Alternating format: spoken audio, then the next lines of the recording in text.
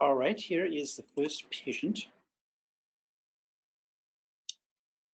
So on this particular day, there are opacities very extensively in the right middle lobe, consistent with consolidated lung.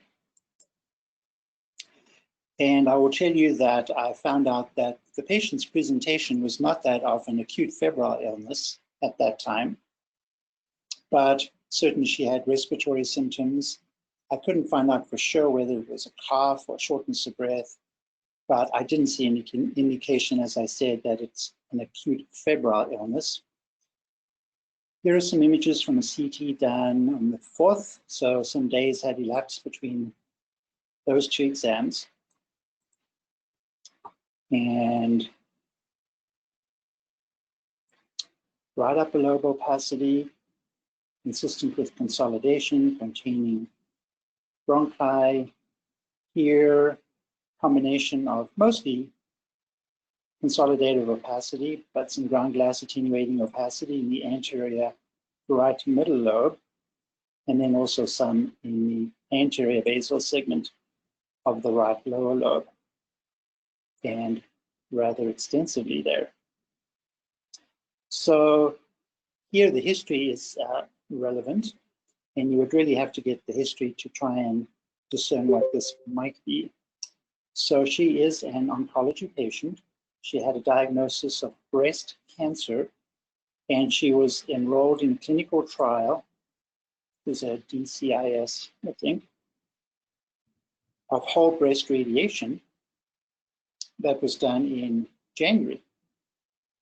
So of course, radiation change wouldn't produce these findings in this particular location. That doesn't make any sense. But this history is particularly relevant. And I don't have pathological proof, but the findings are very consistent with the entity called breast radiation-associated organizing pneumonia. The opacities, are, of course, are not related to the radiation field, maybe bilateral, but certainly consistent with consolidation. And that's the diagnosis that was made. And they treat patients with steroids. Sometimes they just observe, actually. But this patient did receive steroid therapy that started sometime after that. So going forward about a month, you can see that it is much better. So a very strong presumptive diagnosis of the so-called breast radiation-associated organizing pneumonia. And I think no one really understands why this happens, but it's described, I think, most commonly in the context of radiation therapy for breast cancer. And we've shown a couple of cases. I know Jeff has had several, right? Yeah, but you know, it's interesting. I have not seen a new case in many years. I used to see, early in my practice, I would see it not infrequently. So I wonder if the radiation techniques have changed a little bit, that a little bit less of the lung gets involved to trigger the reaction. I don't know. Just that maybe the way they're giving now. Well, so the time frame was about what 6 or so months. So this is finished in January, and this process started in June. Yeah, that's typically what I see with about 6 June, months. about a few months afterwards. Yeah, the timing is quite variable. Yeah. Yeah. It usually happens within the first year. I don't recall a case that occurred after a year from radiation. That's a nice example. I like that one. Yeah, really well. It turns out that we actually discussed it in the multidisciplinary conference, and when this was communicated to the radiation oncologist and other folks, the radiation oncologist was utterly skeptical. He said, there's no way you can blame that on radiation therapy, because he thought we were describing radiation-associated pneumonitis, radiation pneumonitis. And I had to send him some articles to indicate, no, that's not what we're communicating. This is this, as I said, an enigmatic entity that has a good prognosis, and they seem to be satisfied with that. All right.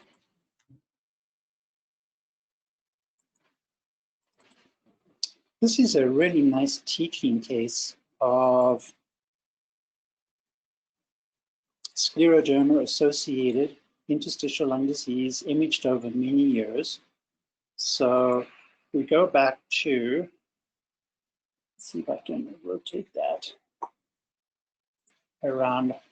I have imaging exams from different institutions.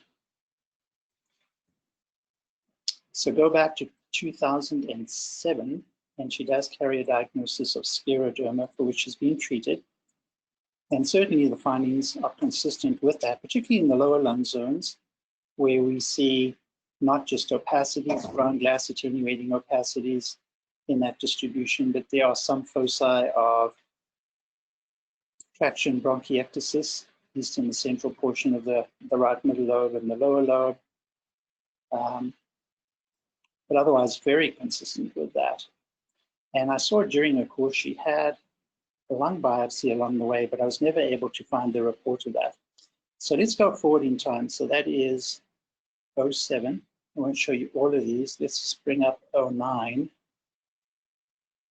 Say.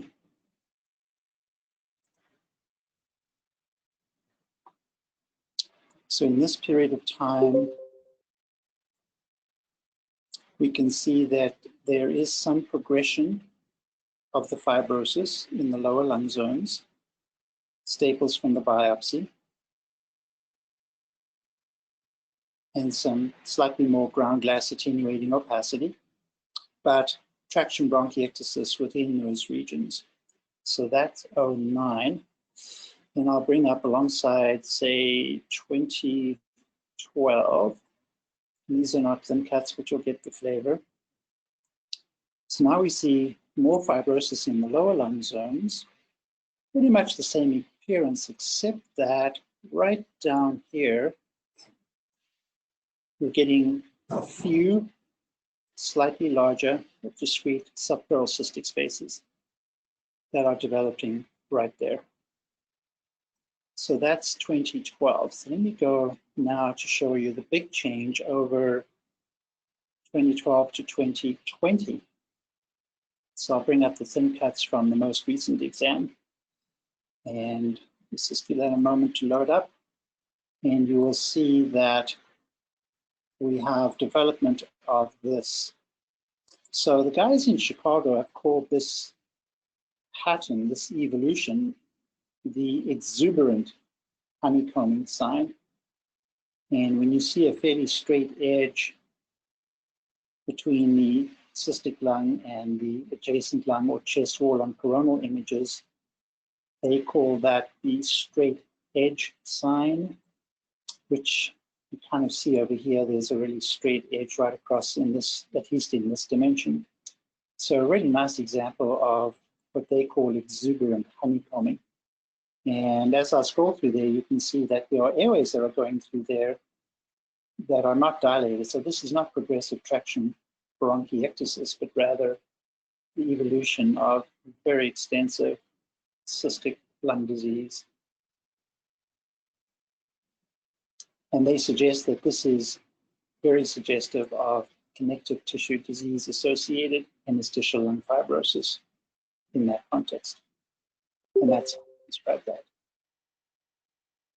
Any comments, Jeff? I haven't seen this very often, but this is a very dramatic example of it, right? Yeah, I've seen cases and they almost always seem to have connective tissue disease. Yours is nice because it shows both the exuberant so-called honeycombing, which I'm not sure if it's really honeycombing, and the straight edge or straight line. But I've seen it more with rheumatoid arthritis, at least the big honeycombing or cystic spaces. I've not seen it so much with scleroderma, but I have seen the sort of straight edge effect.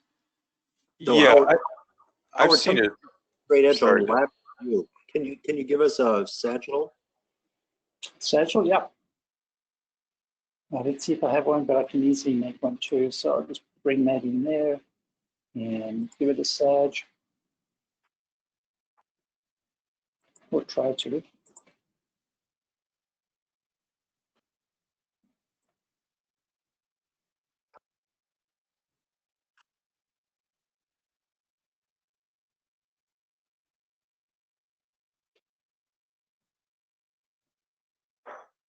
Not so much. Some places where it looks straight and then, but it sort of arcs up. Yeah. Right. Right.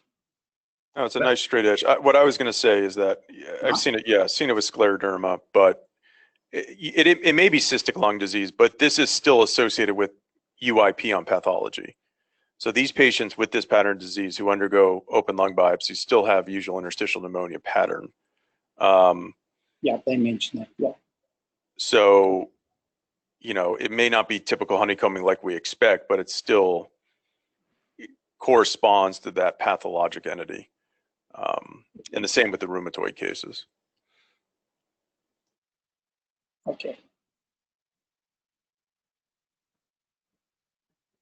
Good. Next one is a medical device. So this one I saw for the first time the other day, and I did not recognize the actual device. So, but there are clues to what at least might be going on. So we have a person with an LVAD, an intracorporeal LVAD. A lot of lung disease. I'm not entirely certain what that is. The patient's pretty ill, so I think it's probably a form of acute lung injury. I don't see signs of interstitial lung edema, so I'm not entirely certain what is going on in the lungs. But this was something I hadn't seen before. So it is obviously placed via the jugular vein. And if you look at it, it's a single cannula, but it's a dual channel. So there's two channels here. And you can see the double channel stops about here, and then the other single channel of it continues on through the right ventricular outflow tract into the main pulmonary artery. So that was a strong clue.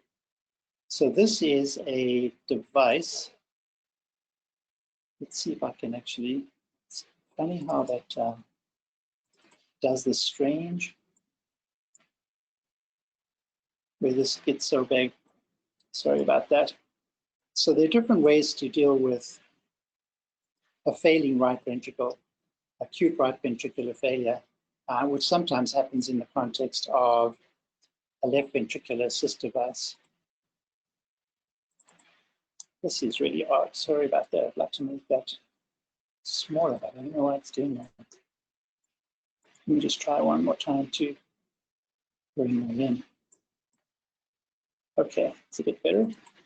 So the one that I'm used to seeing most often in the context of a requirement for right ventricular assistance is cannulae in the right atrium and in the main pulmonary artery, associated here with a typically a CentriMag device. So the pump is external to the patient. And this is the first time I've seen this one, which is called Protek Duo. So as you can see, it's the equivalent, except it's placed via the jugular vein, two channels. The circuit and the pump may be associated with an oxygenator, or at least they have the option of putting in an oxygenator. And then the last form of support could be conventional VA ECMO. So I don't know how old this device is, but it's the first time I've seen it used at my hospital. And it's the so-called Protek Duo for right ventricular assistance. So you know what that is. And then, oh, this is no mystery, but it's a nice teaching case and some nice images. So a trauma patient with a substantial amount of fluid in the left hemithorax. On CT, we'll see that there is fluid both within the pleural space, as well as by virtue of some displacement of extrapleural fat, a component of extrapleural hematoma, and it's very attenuating, so it's consistent with acute hyperattenuating hematoma in that location. And then when you get down here, you see the culprit. So there's no surprise that this sharp fragment over there will penetrate the intercostal artery. And as I scroll back and forth, you'll see active extravasation shown right there of the blood pouring out. And then, of course, these are just pretty pictures of the same thing. So fracture, a very sharp, pointy fracture fragment, and associated intercostal injury with active bleeding. They actually embolized, did gel film embolization of an intercostal vessel, even though I don't think they actually showed any bleeding, but they embolized it with gel film regardless. Right there. Okay, Jeff, those are mine for this week. Thank you, Howard. All right, well, I see we have David and Seth on now, if either of them would like to go. I have a quickie. All right, let me find it here. All right, all you.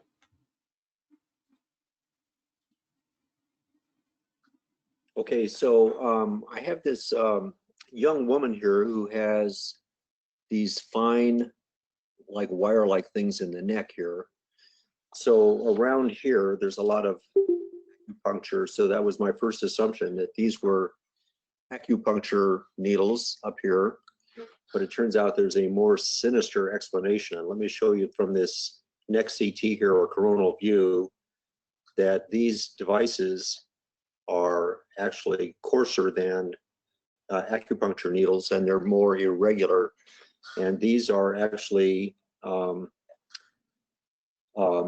broken off needles from her intravenous drug abuse involving the jugular vein. So I went back through her film record, and she has, back in 2012, had abscesses in her neck, and there were gas collections and things like that that were also from this form of drug abuse. So she's got a long history of using her jugular vein for her bad habit. So this is an example of things that are not supposed to be there. You shouldn't have these needle fragments in your neck. So let me show David, you can another. you zoom in there on the chest radiograph? On the chest radiograph, okay. Just to get a peek at the supraclavicular. Mag it So, up. Control Z. You can just hit shift and then, yep. so I can let me bring it down here. So Yep. I can And then you can hit command, down. the command key to bring it down. There we go. Oh yeah, now I'm beginning to see them. One on the So- right side. Yeah. 1, 2, 3 over here, and then three of them on the left as well. Good. And this CT confirmed on CT here too. Okay. So let me show you this this fellow who at this point had a fall, and I think it's actually a woman. She had a fall and she broke a vertebral body, and this is her chest radiograph back at the time of that fall. So let's track forward a little bit, and now she has this looks like a catheter fragment to me, and it seems to be involving the azygous vein. So it hooks around here and then back into the cava, and there may be one here on the other side too.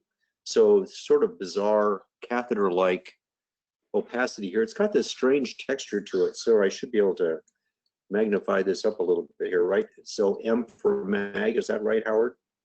Just hold down the shift key and then just drag it. It's got this funny texture to it. It's got this kind of laciness to it. Doesn't it look like there's a little bit of internal texture to this thing, some bubbliness to it? Yeah, it's not nice and smooth. Okay, so what do you think? Can you Let me show you her. one more time? What? Can you make Want to mag it up one more again? time? I don't know. It doesn't really. Is it Doesn't look like in the hemiazygos up the azygos into the SVC or something? What is that thing? Well, this is azygos to Yeah. SVC. This Yeah. is hemiazygos. Okay. Right. Okay. Well, I didn't tumble to this, but go ahead. No, Howard? I'm perplexed right now. I'm just trying to figure out the anatomy exactly, but So I mean, these does would be. the part in the hemiazygos just end right there? I'm Or is sorry. it all, does that portion to the left of the spine, is that blind ending, or is it all continuous? I can't tell for sure on my screen. I think it seems to go to here. Oh. Okay, So and I don't see it continuous on the other side. Okay, here's what it looks like on a T-spine view. This is after this elaborate spine procedure that she had. Okay, so you can see that this stuff is contiguous, or it seems to be continuous back to all of this spine surgery here. So here's things later on. Let's look at this CT scan, and here's our bright object in the azygous vein. And unfortunately, the CT doesn't go all the way into the chest. Here's the one on the other side in the hemiazygos vein. And it seems to be continuous with these lumbar veins, and then with this elaborate procedure, the spine stabilization and the vertebroplasty. So here's our current chest radiograph showing this very nice thing here. And this is actually extruded vertebroplasty cement.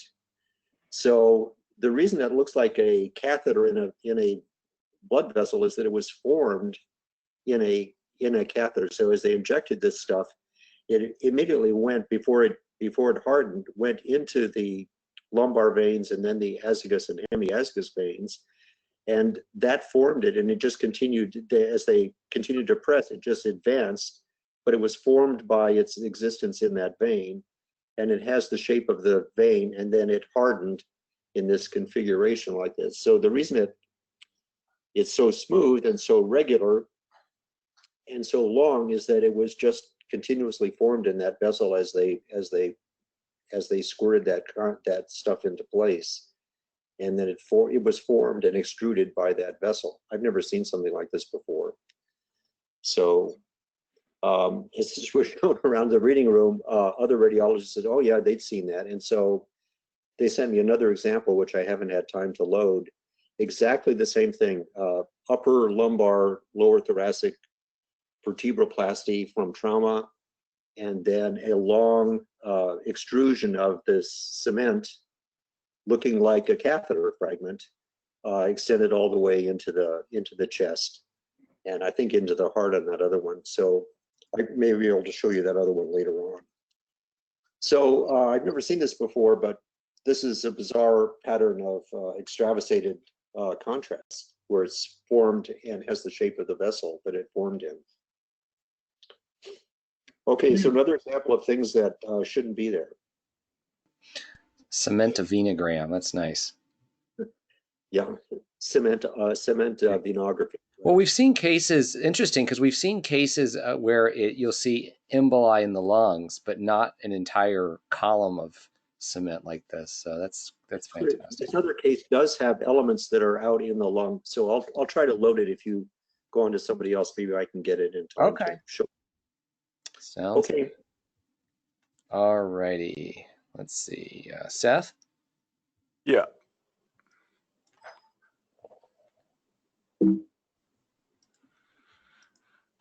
Nothing super exciting today.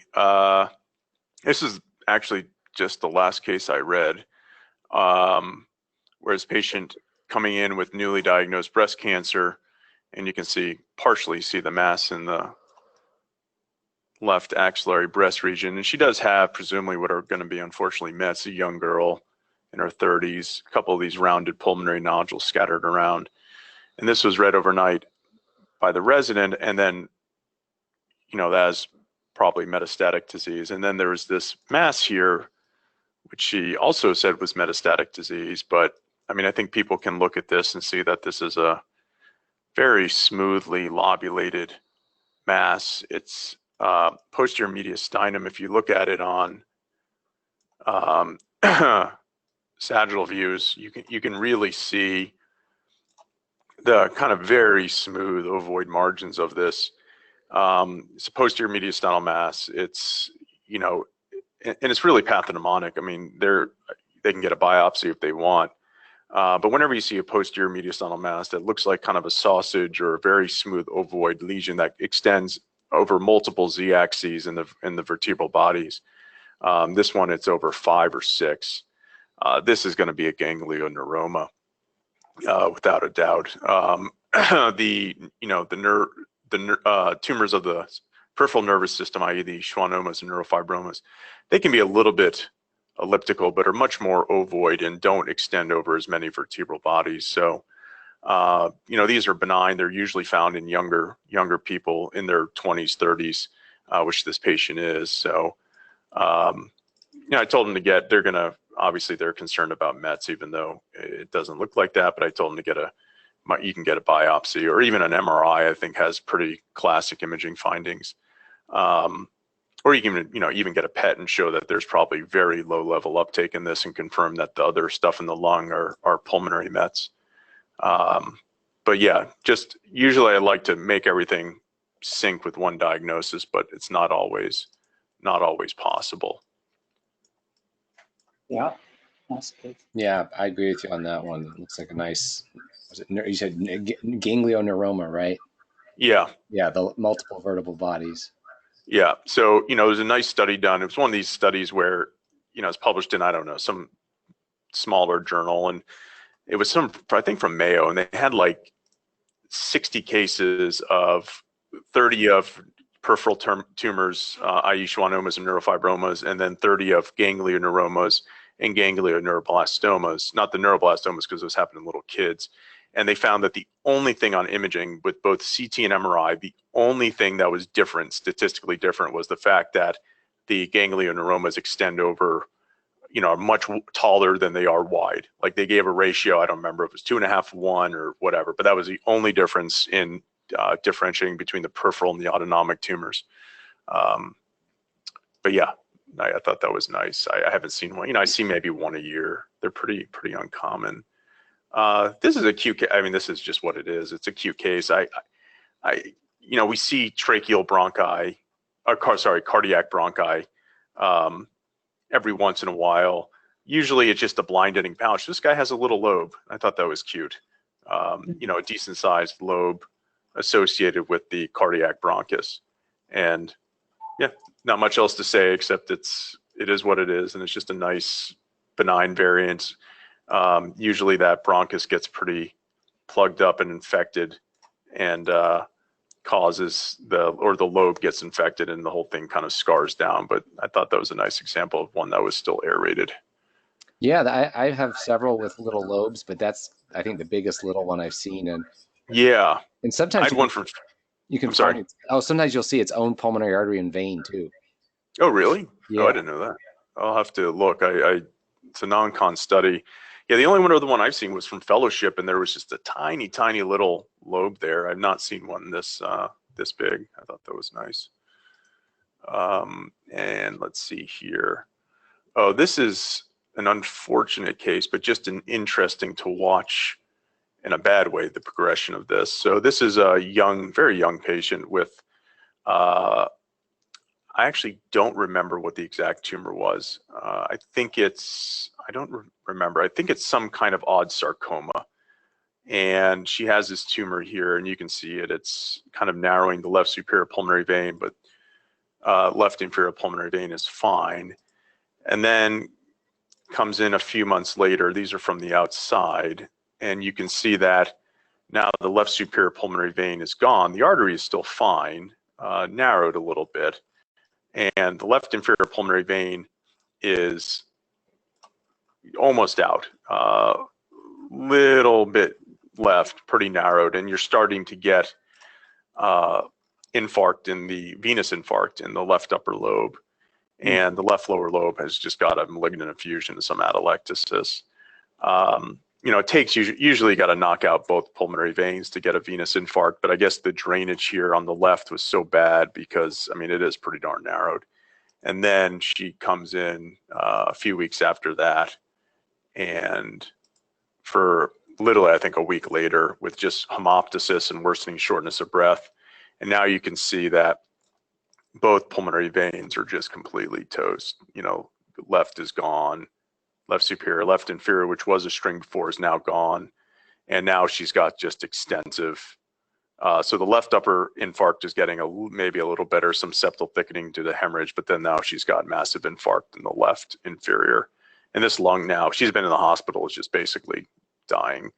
There's only so much you can drain peripherally through the pleura. So just a progression of venous infarct due to worsening tumor. And I don't remember what this case, oh, you guys will like, I picked this case because I thought you guys would like this. And it actually taught me something that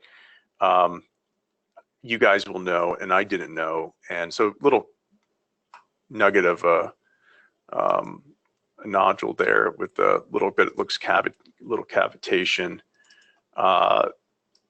And I thought this was the cutest, smallest little bird's nest kind of sitting in there. I don't know if you guys would call that a bird nest, but to me it kind of looks like a bird nest. Hummingbird. And yeah, so, and then here were his sinuses. And when I see studies like this, I just thank God I'm not in neuroradiology or like don't do neuro, because I'm like, man, I don't know where this stuff is, but it's bad. Oh, wow. Just everywhere, and I think he may have passed away just the other day. He was alive. They did a left upper lobectomy. I'm not really sure why. I would figure that with sinuses this bad, and it was I guess it was intraorbital and all this stuff.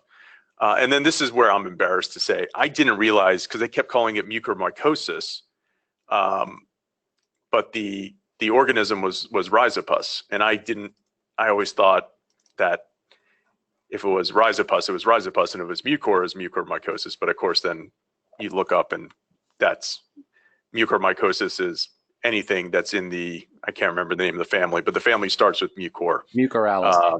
Mucoralis, and Rhizopus is.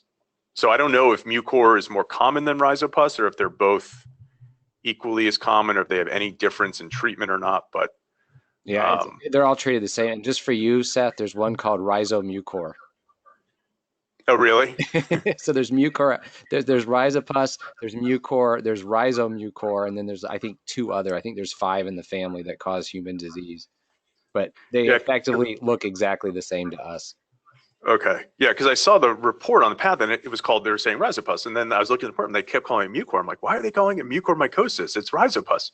And then, of course, a quick Google, and I'll realize that everyone in the world knows that except me. But and I think 10 years ago, it was called zygomycosis. Right. Yes. So it's even more confusing. Okay, those are my cases. I like that. That's a hummingbird's nest. Context? Yeah. Is it a leukemia patient or something? I have to, you know what? I have to look up the history to find out what his underlying issue was. While Jeff's showing his cases, I'll look it up. All right. So, Jeff. All right. If I can show this other case and then hand it over to you. We can do that. Let me go back to the list here. All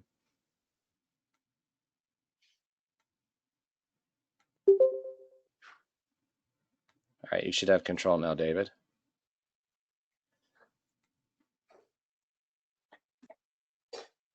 Okay, so here's a man who had trauma and got vertebroplasty down here, several levels.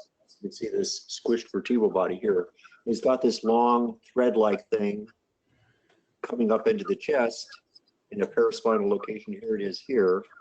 And you can see that this continues around. And he does have some fragments out in that are embolized the way we've often seen embolic bits of cement before. So he's got a few cement emboli here, but he's got this long continuous thing that goes back down to his surgical site down here. So we can find stuff here in azygous and hemiazygous systems, continuing in the azygous system all the way up into the chest and pulling out just before it gets to the cavum with some fragments out embolized.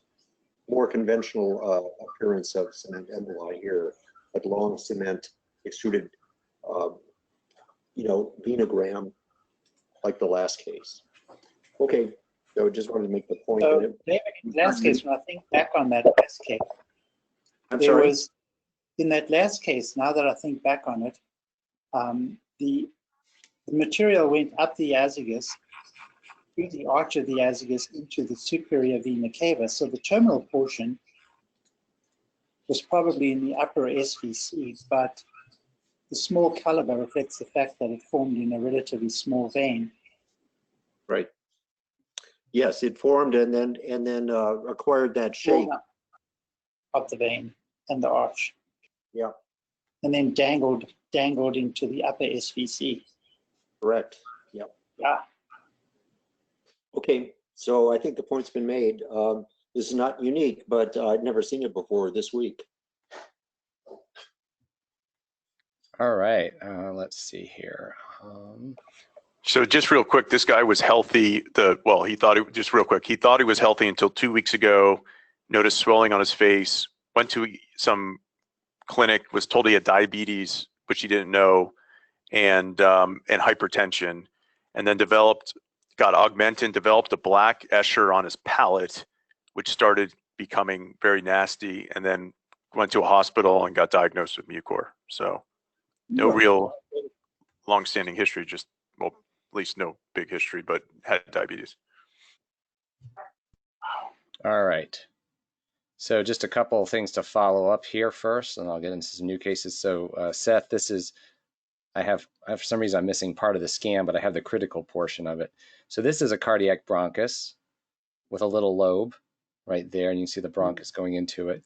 But this one, if I can make it move, you can see there's a tiny little pulmonary artery coming off that, or it may be a vein. I think it's a pulmonary artery though, coming off, going right into it right there, this little thread-like vessel. That's really interesting. I'll have to look. So, yeah. But anyway, I have a couple that have little lobettes like that. And yeah, as you said, they're usually blind ending. Okay, so this is follow-up of a case I showed, I think it was back in maybe June. And I'm glad you're on, Seth. So this is a case, this was an abdominal CT where they incidentally, get this out of my, this GoToMeeting bar won't get out of my face here, sorry. Incidental sort of outpouching at the RV apex. And so we had the discussion, was it an aneurysm, pseudoaneurysm, or was it pericardial hemangioma? And you guys said maybe a pericardial hemangioma. So they did an echo, and the echo said it was, they couldn't see it, and that it was separate from the RV, but they weren't sure. So they ended up finally getting around to doing a cardiac MRI, and I think this sequence I got to find the right sequence to show it best. But it turns out it actually is not a hemangioma. It is part of the right ventricle, and it's a little outpouching. I just got to get the right plane here. Maybe it's this one. Let's see if I can run it, if we can see it right there. So you see it right there. But somewhere on this stack of MR images, it does connect, but it's not separate from the RV. So I guess it's just a congenital or acquired little apical aneurysm. This guy had no cardiac history, no previous interventions. So I don't know, Seth. You said you'd never seen one, or they were rare or something like that. Yeah, I was talking. Can you? Yeah, showing the axial SSFPs. Maybe you can see. That's weird. See if it gets low enough. There it is, right there. Wow. You think it's a little diverticulum, or? Man, I mean, to me, it's still. I mean, I believe you on the images they were connected, but. Right there, yeah, right there. You see it beating with the heart. Yeah. Is it dyskinetic? Does it contract at all? A little bit right there, but not much. Wow, that's weird. Yeah. I mean, you can get these weird diverticulum outpouchings from there, but I've never seen one there. But hey, I mean. Yeah, but I finally was able to. The patient finally got his MR. It was delayed because of COVID, and it was non-urgent. But anyway, I just wanted to follow up with those two. Okay. Yeah. Let's see what I want to do. I got some. So this is a nice companion case, actually, to Howard's case. So this was a bad trauma here. This was a young patient who fell reportedly 4 stories from a building. I don't know the story, but it's a great radiograph. It's a great teaching case for newer residents and other trainees. So The patient's intubated, everything looks fine. And people talk a lot about mediastinal width, and that's something, and you guys may disagree with me, but I don't like that term because there's no magic number or width. I'm more interested in the contours, the interfaces. And so if you strictly went on based on so-called width, this mediastinum has a normal width, but it is very abnormal. First of all, there's this second density here, which is too dense to be the aorta. The aorta is probably right there. So this is the paraspinal line, and you can see it on the other side. There's an extra line right there. So this is a very abnormal mediastinum, even if you measured it, be so-called normal. We've got some rib fractures. So when you see the paraspinal hematoma like this, you have to worry about aortic injury, but also spine fracture. And in this case, because the aortic arch looks fine and it goes all the way down, I'd be more worried about spine fracture. And you can actually see this vertebral body here has lost about half its height. And then very carefully right over the ECG lead, this one is also abnormal as well. And these were spine fractures. I'll just show the CT. It also illustrates another point. This patient is supine. And so when we look for effusions or pneumothoraces on supine patients, we're typically looking, and we can see maybe a pneumothorax up there, but we're looking for differences in attenuation or density. But when you have layering effusions that are identical volume or close enough, you can't see them necessarily on a supine patient because the computer that generates this image adjusts the contrast of the lung of the image to make it look like a chest radiograph. And so you'll see that this patient actually has layering hemothoraces that are roughly the same size, and they're just occult because we don't see the difference in density. So this was the CT scan performed about 20 minutes later. You can see the spine's in really bad shape. There's paraspinal hematoma, rib fractures, as I mentioned, a lot of blood around the aorta, but they're those layering hemothoraces, and that's why we can't even see a hazy opacity on the radiograph, because in that supine position, they just get averaged in with the chest wall and everything else. So this is bad trauma. Patient has severe intracranial injuries as well, so I don't think there'll be much more intervention. But interestingly, on follow-up radiographs, and I didn't put them in here, these hemothoraces got a lot bigger really fast. So eventually went under drainage, and you see the ET tube here, not too low as well. So, but a nice trauma radiograph, and I think it illustrates a few points that I like to make about, I think mediastinal width is irrelevant. I think it's more important the contours, the interfaces. You should see the aortic arch. You should be able to follow the lines down or the stripes, and these are very abnormal. And remembering to look at the spine, and then just illustrating the point about you can hide pretty sizable effusions. These were smaller, but these are in hemothoraces, but you can hide them on a portable radiograph when they're symmetric and the patient's supine. Jeff, speaking of this mediastinal width, I've seen this term vascular pedicle show up again. I thought that was pretty much discredited once people had better understanding of the anatomy with CT, but it seems to be coming back. Do you ever encounter that anymore, or is that hopefully it's gone? I've heard people use it. I'll have to look into whether it truly has been debunked or whatnot, or because I mean, if you think about it, it's probably what I think people are talking about is just sort of the aggregate of the systemic veins. And you can imagine if you're having some heart failure and fluid backup, it may be a reasonable marker, but I don't know the answer to that. We'll have to look into that and maybe discuss it next week. But I have heard the term used, but it's not one I particularly talk about. Yeah, it shouldn't be used in the context of trauma. The vascular pedicle was really conceived by Eric Milne, and it was conceived in relation to a measure of hypervolemia. So it's the dimension primarily of the superior vena cava. So that's the only other time I use vascular pedicle in that context, but not trauma. Right. Yeah, I see it used in the context of intravascular volume. Yeah. Okay. So this is let's see if I can get the radiographs in the right order here. So here is a patient. Let's see, so this was the initial one. So a patient came in with a cough and fever and had some lung consolidation, maybe a little bit out here. And of course, everybody's thinking COVID, it's bilateral, it's peripheral. There is a pleural effusion, which would be a little unusual. And just over the course of a few days, it looks more like this. So more extensive involvement in on both sides here. And so this patient actually does not have COVID. and grew out Legionella pneumophila.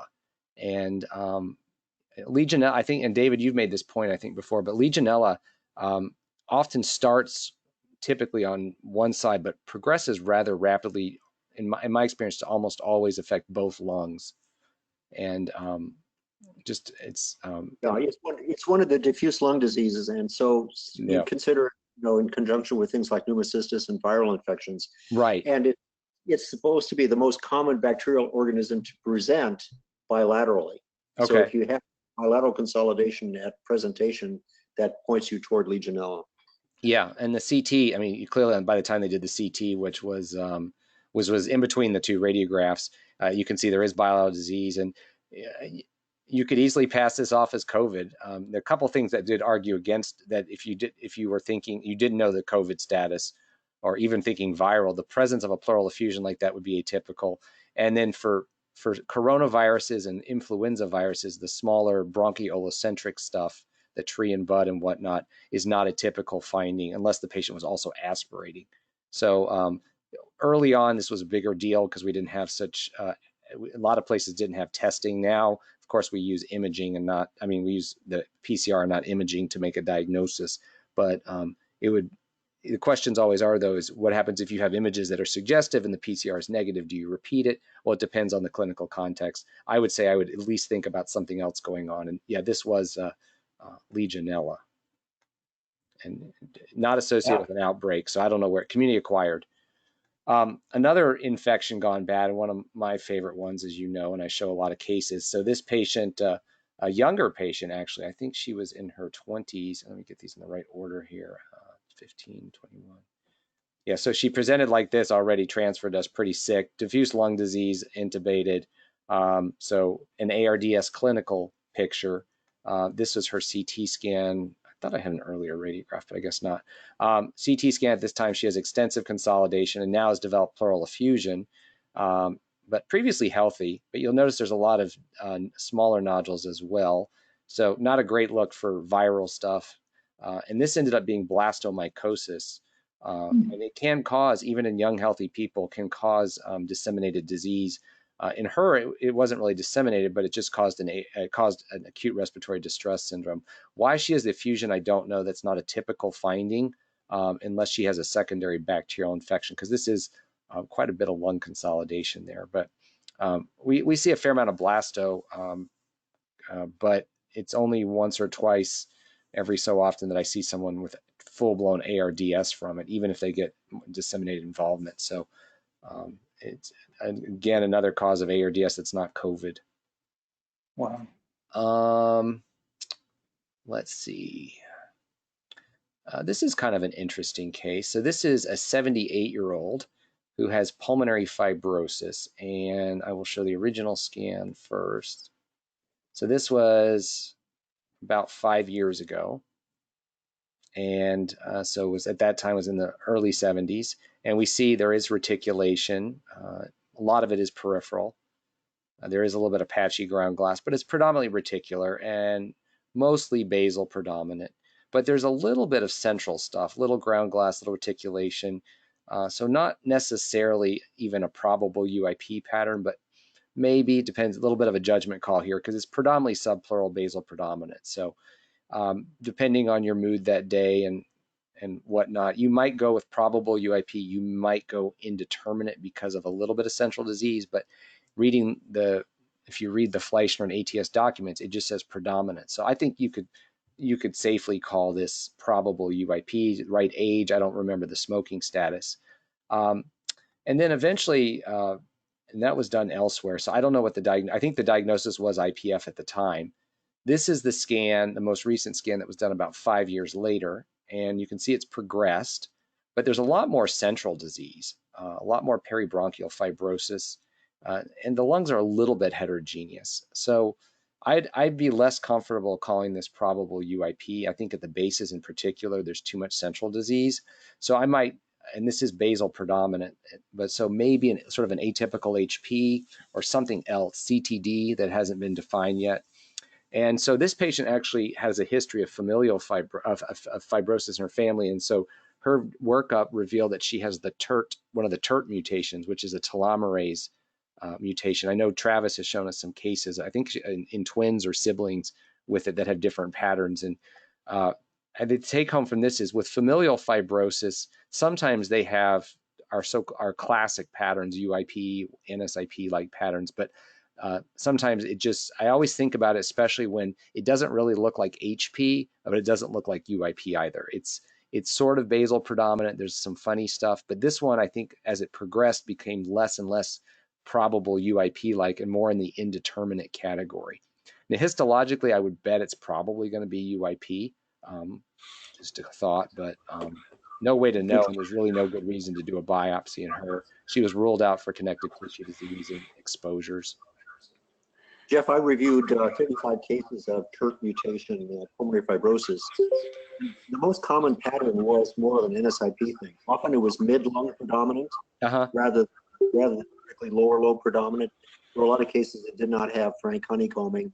It hit people in their 40s and 50s often, so it was early. Right. And stuff like that. But I thought an NSIP, a fibrotic NSIP pattern like this was actually more common than a frank UIP pattern. Yeah. But on imaging, but pathologically, I thought most of them were still UIP. Yeah, that's what I'm thinking. This one doesn't really fall in any category, but that's my understanding is most of them are UIP on biopsy. Yeah. Now I have a few cases of familial pulmonary fibrosis, and none of them look like your typical UIP pattern. Like pathologically, when they go undergo transplant, that's UIP, but the imaging is bizarre.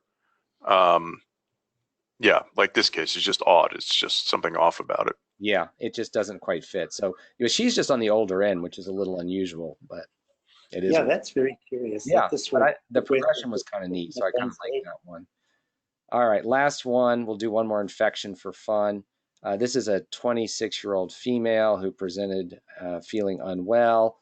And if I can make the radiograph a little bit bigger, you can see. And one of I think the hardest things to see on a chest radiograph are tiny nodules. And it's because you can't actually see the nodules. You see them all, the effects of all the nodules. And you'll notice the vessels are very hard to see. This looks like a very crisp radiograph, except you look at the vessels and they're very fuzzy, yet this is a nice digital image. It's not a big patient. There's no good reason. There's not quantum model in the soft tissues suggesting its technique. And so when you see poorly defined vessels, yet we see the still larger margin, sharper margins on the larger vessels, you have to at least entertain the possibility there's some sort of diffuse abnormality. Now, it could be all ground glass. In this case, it turned out to be all tiny little nodules. Here's the coronal. And sometimes even on CT, it can be really, really tough to see the nodules, but you can see there's too many little dots here, especially if you're less experienced. You might just, because they're so homogeneous, it just looks like the lungs are all the same, and you see these nice crisp vessels. So this is a miliary pattern. Of course, it's usually TB when it's this tiny and homogeneous, but you could think about endemic fungus. But in my experience, when we have endemic fungal, it's usually more heterogeneous. She also had some soft tissue involvement. She had some lymphadenitis in her upper abdomen. So you see this sort of retrocrural nodes are big and necrotic looking, and all this retroperitoneal stuff. So a good look for TB, and this is all Mycobacterium tuberculosis. As far as I know, she was not immunosuppressed. I don't know. I think she had some risk factors as far as exposure, socioeconomic, but so yeah, so miliary TB with retroperitoneal lymphadenitis. So Jeff, I like this look of the radiograph here, and when I'm talking to residents about that, I describe this as a very light coating of spray paint. It looks like just that very fine spatter of spray paint that just sort of fuzzes things, but doesn't really obscure things. It makes the edges hard to see, but you can't see discrete edges of the abnormality that you're seeing. Right. Kind of like those P opacities on the B-read. It's like it's hard to even see them. Right. All right. Well, it is about the top of the hour, so thank you, everybody. Excellent cases, and we'll talk to everyone next week. Thank you. Thank you. Right. Bye, everybody. Bye, everyone. Have a great weekend. You too. Bye.